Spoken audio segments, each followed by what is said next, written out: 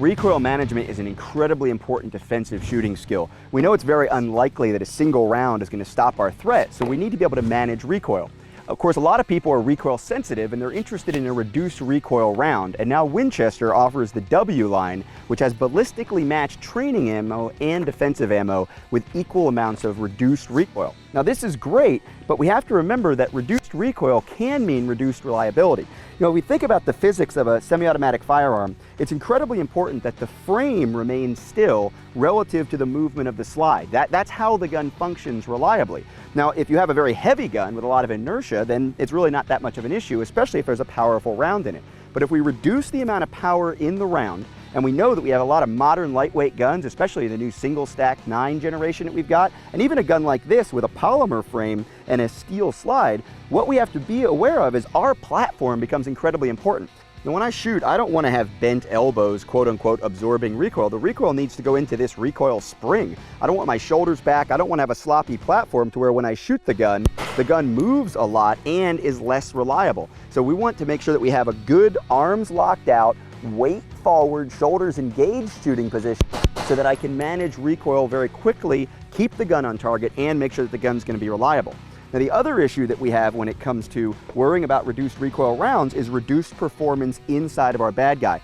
Now these rounds, these obviously highly engineered Winchester hollow points, are designed to perform exactly like we want them to regardless of the reduced recoil. Now we've got a block of gel set up so that we can shoot these defensive hollow point rounds out of this firearm and you can see the performance that you can expect. All right, I'm going to go ahead and load our defensive round. This is again that reduced recoil round. We've got a block of ballistic gelatin, a standard testing medium. We've got some fabric over it because of course our bad guy is very likely to be wearing clothing when we're defending ourselves. And I'm going to simply fire one round. And now we're going to go down there and check it out.